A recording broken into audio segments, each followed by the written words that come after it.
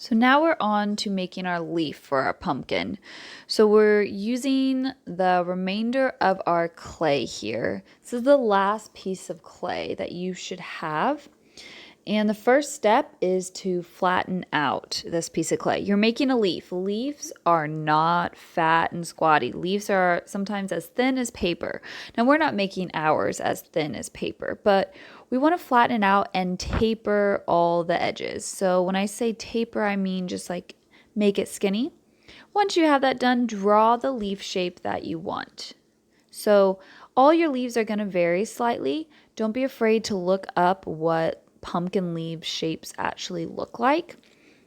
That can be really helpful. Once you've drawn it out and you're happy with it, use your needlepoint tool to actually carve it out. So go all the way to your surface and cut it out. Again, take your time so you don't cut off the wrong shape or anything that you don't want to. And that's why we drew it out first. We didn't just all of a sudden start carving and cutting it up. You can even see that I kind of messed it up a few times when I drew it, and so then I just cut the shape I actually liked. So now that we have it cut, you can see it's kind of fat again, so we're going to go back to pinching and really making it skinny and tapering the edges. So a wet sponge is going to be your friend. This is the last piece of clay you have. So it's been sitting unused, unworked for a while now. So continuously adding that moisture with your sponge or slightly with your finger is going to be very helpful, especially to thin out the edges and make them skinny, as you can see that I'm doing right now.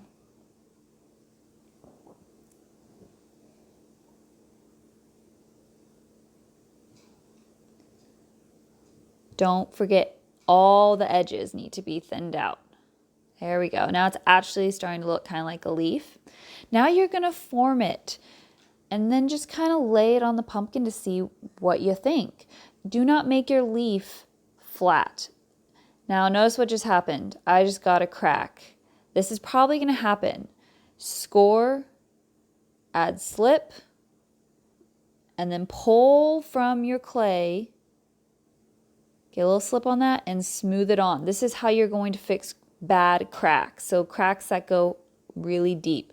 And you're going to notice I had a lot of trouble with my leaf. It kept cracking. And you know, that's going to happen to you guys too. There's another one. Take your tool, score, slip, add more clay, and to seal that up, don't forget you need to add slip. If you don't add slip and you just put clay on there because you think it's wet enough, it's going to get an air pocket, and we all know air pockets are very, very bad. It can cause some explosions or breaks. Here comes another crack. So I struggle with cracking as well, and that's why adding that moisture is going to be so important. And just being patient, realizing every time it cracks, you do the same process. Score, slip, more clay, and it kind of seals up that crack. How I like to explain it is when you score, it kind of rebinds all the clay. Okay, so I'm really forming the leaf to how I want it. I finally got it to stop cracking. Woohoo! And so I'm just kind of seeing what it looks like and seeing if I like it on the pumpkin. And that's really how you decide what the shape of your leaf on the pumpkin is going to look like. Now I have extra clay, and if you do, I want you to do this. If you ran out of clay, that's okay. But a lot of pumpkins have kind of curlicues on them because of just how they grow. So we're just going to use this clay and make it into a coil. Now notice you may get cracking as well on this coil. What you're going to do? Well, you're going to get that damp sponge, and you're going to kind of just wipe it and smooth it out. So pressing that water back into the coil so you can still make that coil. We want this a pretty thin coil. You can roll it out on the table like this. Now I'm not going to do that the whole time because I kind of want to show you how to roll it out other ways. But this is probably the easiest, is to roll it out like this. Some of you may disagree and you'll want to just kind of roll it out the other way. Now, do not forget to continuously add that water so that cracking doesn't happen. And you can also compress the clay. Now, once you start curling it, do it little at a time and continuously add moisture because it's going to want to break. Continuously add moisture and just make a cute little curly cue. And you're going to actually attach it to the leaf and the pumpkin and maybe even the stem so it has a lot of contact. So that's in general the shape I'm going to go for. Happy with that. It's still really kind of flat, so I'm going to try to smooth it out, make it skinny, look more dainty and not chunky, because the curly cues on pumpkins, if you've ever seen them, they're actually very, very thin.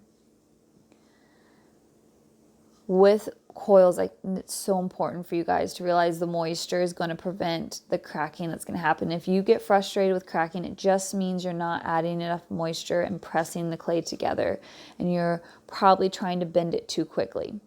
Now, if you can kind of see how I did it here, I'm adding it to kind of give more depth to my leaf, and I'm happy with that.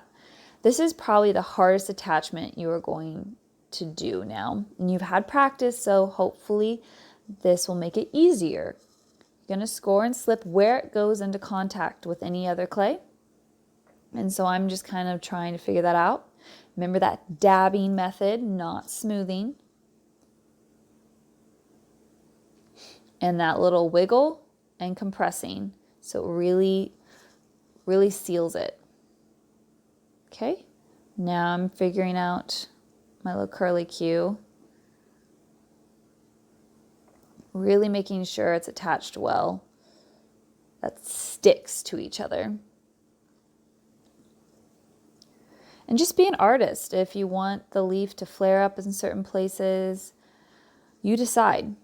Now remember, you need to attach them together, so smoothing it and sealing where they come into contact. This is going to be a little awkward, so just try your best. I'm cleaning it up as well. If you can't find a way to just smooth it onto each other, like I'm doing right there, remember you can always add clay to it and add coils, just like we did when we attached the pinch pots together at the very beginning. So you're just going to go all the way around, you're going to smooth it, you're going to make it look great, just like you did before when you attached the pinch pots together. Now it's time to score and slip this coil vine.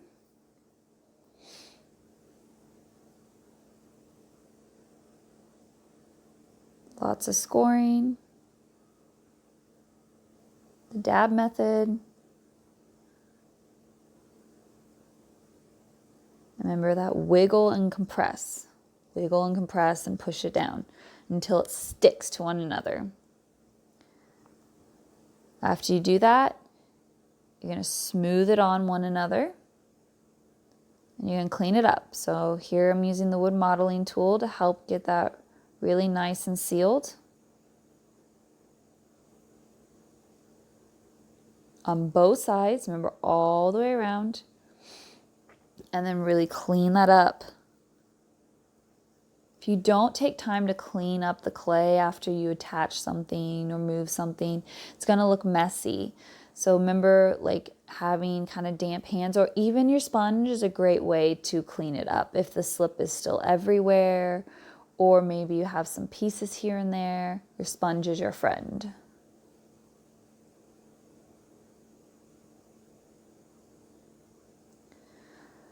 So now I'm just going to work my way around and attach all the places that the coils touch each other. And I'm even kind of like changing the angle of things so it's more interesting. Getting in between, that's the hard part about this, is getting in between and getting the slip in there and smoothing it. It's going to be a little awkward. So just take your time and be patient with yourself, because if you tug too hard in one place, or if you flip it upside down and hit it, something may break off. So just be really mindful of what you're doing. My head's in the way. Joy. Go. I'm cleaning it up just like before. Using that wood modeling tool.